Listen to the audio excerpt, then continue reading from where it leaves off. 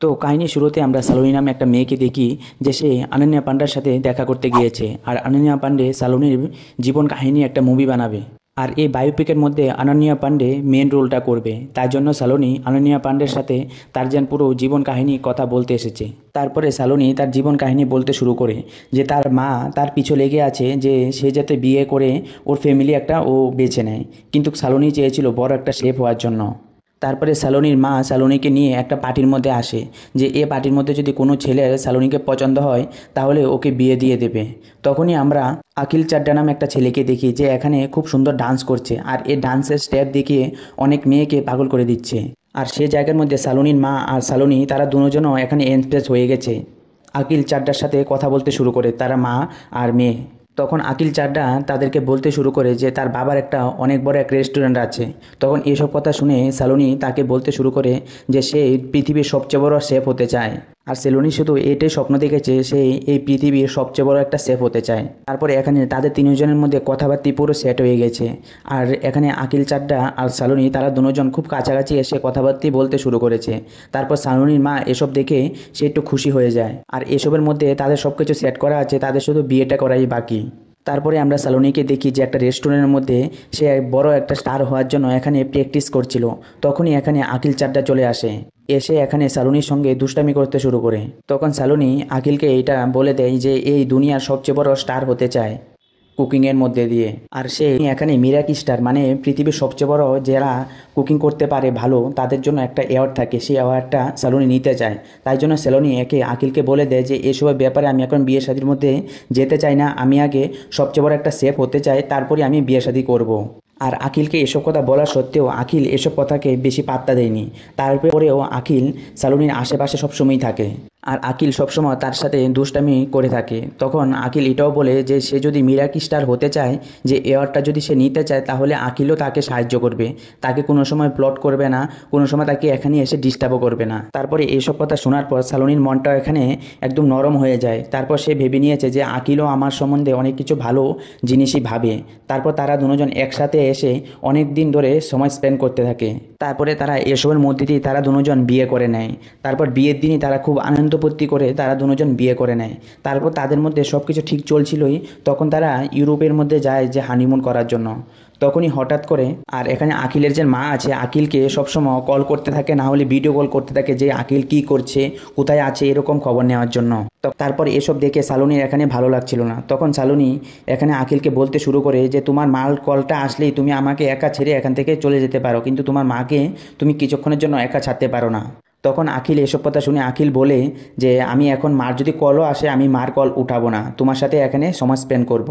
তারপরেও আকিলের মা যখন আবার আকিলকে কল করে তো আকিল তখনই তার মা যেন কল করেছে ফোনটা উঠিয়ে নেয়। এসব দেখে সালোনীর মনে মনে অনেক রাগ হচ্ছিল। তারপর মোবাইলটাকে সে জলের মধ্যে ফেলে দেয়, আর এখানে সালোনী অনেক রাগ হয়। তখনই আকিল বলতে শুরু করে যে সে মোবাইল ছাড়া কিছুক্ষণ সময় থাকতে পারে না, কারণ আকিল তার বন্ধুদের সাথে যখন বাইরে ঘুরতে বেরিয়েছিল তখন তার বাবা মারা গিয়েছিল। তখন তার মা তাকে অনেকবার কল করেছে, কিন্তু তার মার কল সে উঠায়নি। তাই জন্য এখন যদি তার মা কল করে সে আর থাকতে পারে না তার মার কল উঠান ছাড়া। তারপরে আকিলের মা তার নিজেই সে অ্যাম্বুলেন্সকে কল করে তার যেন বাবা আছে বাবাকে হসপিটাল নিয়ে যায়। তখন আকিল আবার এটাও বলে যদি তখন আকিলেই তার মার কলটা উঠিয়ে নিত তাহলে হয়তো তার বাবা এখন বেঁচে থাকতো।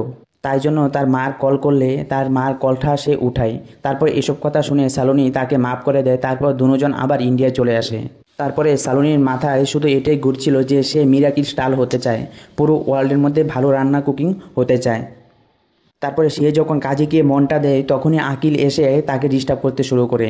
আর সালোনীর সাথে দেখা করার জন্য তার বন্ধু বান্ধব তার আত্মীয় স্বজন সবাইকে একদিন করে তার সাথে দেখা করার জন্য নিয়ে আসে। কোনো দিনই যায় না যে তার সাথে নতুন কেউ না কেউ দেখা করতে আসে না। তখন এসব দেখার পর সালোনীর মনটা অনেক ভেঙে যায়। তখন সালোনী বলতে শুরু করে যে মানুষটা আমার জন্য বলেছে যে কাজকর্ম সব কিছু করতে পারবে, সব কিছু ও আমাকে সাহায্য করবে, কিন্তু এসবে আমাকে কিছুই করতে দিচ্ছে না ও। কিন্তু একদিন সেই রেস্টুরেন্টের মধ্যে যে সালুনির সাথে একজন কাস্টমার এখানে খারাপ ব্যবহার করছিল, তখন আকিল এসব দেখে কাস্টমারকে এখানে মারতে শুরু করে। তারপরে সালুনি সেই রেস্টুরেন্ট থেকে কাস্টমারকে সেই রেস্টুরেন্ট থেকে না ভাগিয়ে এখান থেকে আকিলকে বলে যে এখান থেকে চলে যাওয়ার জন্য। তারপরে কিছুদিন পরই তার যেন একটা কম্পিটিশান ছিল যে সে মিরাজ স্টার হতে চায় কুকিং নিয়ে, সেই কম্পিটিশানে এখানে সে পাশ করেনি, মানে ও এখানে খারাপ পারফর্ম করেছিল। তারপরে তাকে রেস্টুরেন্টের যে শেফ ছিল সেখান থেকেও তাকে বের করে দেয়। আর সালুনির মনে হয়েছিল যে এই সব কিছু আকিলের জন্য হয়েছে। তারপর সালুনি যখন ঘরের মধ্যে যায়, তারপর তাদের দুজনের মধ্যে অনেকক্ষণ ধরে ঝগড়া শুরু হয়। তারপরে তাদের মধ্যে কথা বলতে বলতে তাদের দুজনের মধ্যে ডিভোর্সের কথা হয়ে যায়। তারপর তারা এখানে কনফার্ম হয়ে যায় যে তারা ডিভোর্স নিয়েই ছাড়বে। তারপরে সালুনি সে আবার ভেবেছে যে সে আবার মনিস্টার হয়ে দেখাবে। তারপর সে তার বাড়ি ছেড়ে আবার মাসুরিতে চলে যায়। মাসুরি গিয়ে সে একটা রেস্টুরেন্টের মধ্যে কাজ পায়। তখন সেই রেস্টুরেন্টের মালিকের সাথে তার দেখা হয়। তার রেস্টুরেন্টের মালিকের নাম হচ্ছে গুরবীর। তখন তার সাথে কথা বলতে বলতে তখন গুরবীর আবার সালুনিকে বলতে শুরু করে যে সে তাকে মোরাগ স্টার বানিয়েই ছাড়বে। তারপর সালুনি তার এইসব কথা শুনে সে তার উপর একটু একটু অ্যাট্রাকশন হতে শুরু হয়। কিন্তু সালুনি এখানে তার ইমোশনালকে কন্ট্রোল করে রাখে, কারণ তার কিছুদিন আগে ডিভোর্স হয়েছে। এখানে গুরবীর সালুনিকে পছন্দ করে নিয়েছিল, তাই জন্য সে সবসময় সালুনির আশেপাশেই থাকতো। আর সালুনিকে অনেক নতুন রকমের আইটেম শেখাতো যে রান্না করার জন্য। আর সালুনি এখানে খুব ভালোভাবে চলাফেরা করতে শিখে গিয়েছিল। আর সালুনি এখানে বড় একটা শেফ হওয়ার জন্য সে রেডি হয়ে গেছিল। কিন্তু সালুনিও এখানে ধীরে ধীরে গুরবীরের কাছে যেতে শুরু করেছে। তারপর তাদের দুজনের মধ্যে সময়টাও একটু বেড়ে গেছে, তারা সবসময় কাছাকাছি থাকতো। একদিন গুরবীর সালুনিকে বলতে শুরু করে যে তার যে এক্স গার্লফ্রেন্ড ছিল সে তাকে ছেড়ে চলে গেছে ছোটো একটা ম্যাটারের জন্য। সেই জায়গার মধ্যে সালুনিও বলে দেয় যে তার কিছুদিন আগে ডিভোর্স হয়েছে। আর সালুনি এখনও আকিলকে সে ভুলতে পারছিল না। তারপরে কিছুদিন পরে দেখে যে আকিল ভুলেই গেছে যে সে ডিভোর্স নিয়েছে। সে নতুন নতুন মেয়েদের সাথে গিয়ে ফ্লার্ট করছে, রোমান্টিক অনেক কিছু করছে। আর আকিল অনেক জায়গার মধ্যে গিয়ে ঘুরতো, অন্য অন্য মেয়েদের সাথে সেলফি তুলে ইনস্টাগ্রামের মধ্যে ছাড়তো। আর এসব দেখেই সালুনির এখানে মনটা খারাপ হয়ে যায়, সে অনেক রাগ করে। তারপরে সালুনি আবার গুরবীরের কাছে চলে যায়। গুরবীর গিয়ে জিজ্ঞাসা করে যে তুমি কি আমাকে পছন্দ করো? তখন গুরবীর বলে যে হ্যাঁ করি। তখন এখানে তারা অনেকক্ষণ ধরে ড্রিঙ্ক করার পর তারা দুজন একসাথে আবার গুলুগুলু করতে শুরু করে। তারপরে সকালবেলা যখন সালুনি ঘুম থেকে উঠে দেখে যে তার ঘরের মধ্যে আকিল চলে এসেছে, কারণ তাদের আজকে এখানে বিয়ের অ্যানিভার্সারি হয়েছে। তখন আকিল সালুনিকে বলতে শুরু করে যে আমি অনেকবার চেষ্টা করেছি যে তোমাকে ভোলার জন্য, কিন্তু আমি তোমাকে ভোলাতে পারছি না। তখন সালুনি বলে যে ইনস্টাগ্রামের মধ্যে যে এত মেয়েদের ছবি, তাহলে সেগুলি কোথায় থেকে আসলো? তখন আকিল বলে যে আমি অনেক মেয়ের সাথে গিয়ে ঘোরাফেরা করেছি, কিন্তু কারোর সাথে আমার এরকম বন্ডিং হয়নি যেরকম তোমার সাথে আমার বন্ডিং আছে। তারপর এসব কথা শোনার পর সালুনি ওর মনটা আবার নরম হয়ে যায়। তারপরে সে আবার এখানে তারা দুজন মিলে আবার গুলো করতে শুরু করে। তারপরে সালুনি কিছুদিন পর তার মাসির কাছে যায়। তখন মাসি গিয়ে বলতে শুরু করে যে আমি প্রেগনেন্ট হয়ে গেছি, কিন্তু এই বাচ্চাটা কার সেটা কিন্তু আমি জানি না। তখন সালুনি আবার এটাও বলে যে আমি দুজনের সাথে ঘুমিয়েছি, এক হচ্ছে আকিল আর এক হচ্ছে গর্বীর, কিন্তু কার বাচ্চা সেটা কিন্তু আমি এখনও বুঝতে পারিনি। তারপরে তারা ডাক্তারের কাছে যায়। তখন এসব কথা শোনার পর ডাক্তার বলে যে এসবের জন্য শুধু প্যাটার্নিটি চেক আপ করলেই বোঝা যাবে যে এই বাচ্চার বাবাকে। তারপরে সালুনি আবার সে আকিলের কাছে যায়, আকিলকে গিয়ে বলে যে এই চেক আপটা করার জন্য। তখন আকিল তাকে বলে যে এই চেক আপটা করার দরকার কি? তখন সেখানে সালুনি বলে যে গুরবীরের ব্যাপারে, যে গুরবীরের সাথে সেও আবার গিয়ে শুয়েছিল।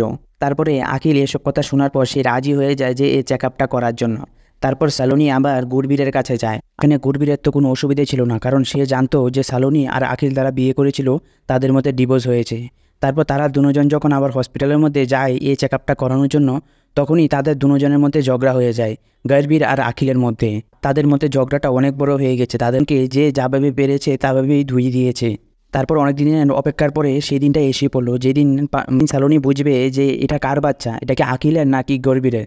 তখনই ডাক্তার বলল যে এত কোটি বছর পরে তখন আমি এরকম একটা কেস পেয়েছি। তখন ডাক্তার আবার এটাও বলতে শুরু করে যে এটা কোটির মধ্যে একবার হয়, যে এখানে যে সালুনি পেটের মধ্যে দুটা বাচ্চা আছে, একটা বাচ্চা হচ্ছে আকিলের, একটা বাচ্চা হচ্ছে গর্বীরের। আর এখানে ডাক্তার তো অনেক খুশি ছিল, কারণ এরকম কেস কোটির মধ্যে একবারই এরকম কেস আসে। তারপরে সেই জায়গার মধ্যে আকিল চিল্লাফেলা করছিল।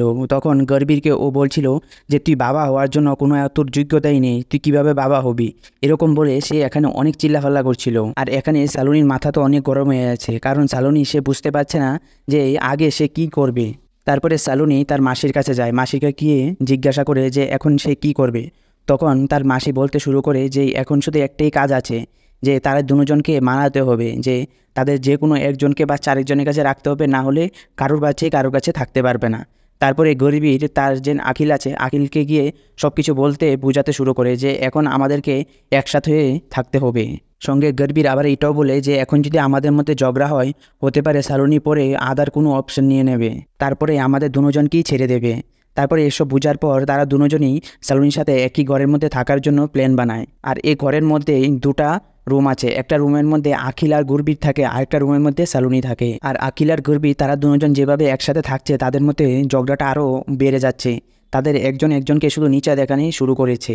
আর তাদের দুজনের ঝগড়ার মধ্যেও সালুনিকে তারা দুজন যাতে খুশি দিতে পারে এরকম একটা মোমেন্ট বানিয়ে আনে।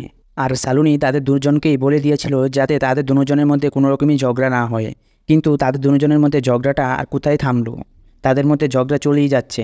আর এখানে সালুনি তাদের দুজনকে বোঝায় যাতে ঝগড়া না করে, কিন্তু সালুনির কথা কে শুনে, তাদের দুজনের মধ্যে ঝগড়া চলতেই থাকে। আর এখানে সালুনির মাথার টেনশনও বেড়ে যাচ্ছে, কারণ তারা প্রেগনেন্সির টাইমও চলে আসছিল সামনের দিকে।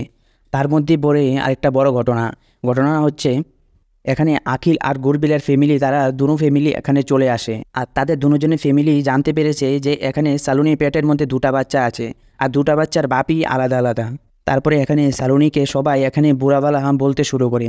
এখনই এসব কথা শুনে সালুনির শরীরটা আরও খারাপ হয়ে যায়। তারপর তাকে নিয়ে হসপিটালে অ্যাডমিট করে।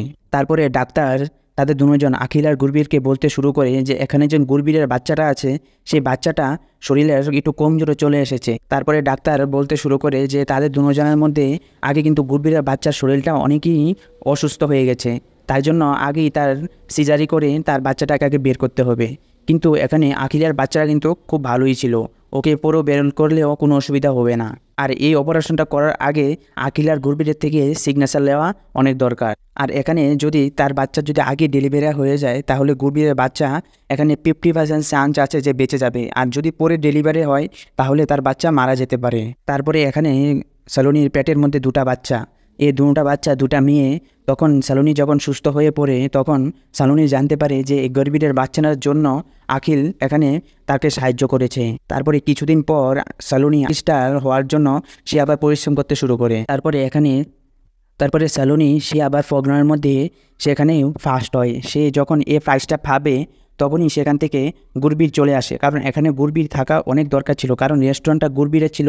আর এখানে পারফরমেন্সের মধ্যে গুরবীরের অনেক দায়িত্ব ছিল, কারণ গুরবীর এখান থেকে পালিয়ে যাওয়ার কারণ হচ্ছে তার এক্স গার্লফ্রেন্ড সেখানে চলে এসেছে। কারণ তার এক্স গার্লফ্রেন্ডের নাম হচ্ছে সেজাল, আর সেজাল এখানে আসার কারণে সে এখান থেকে চলে গেছে, কারণ সেজালকে সে এখনও ভুলাতে পারছিল না। তারপরে আকিল গুরবীরকে আনতে যায়, তখন গুরবীরকে গিয়ে অনেক কিছু বোঝায় যে আজকে তাকে যেতেই হবে।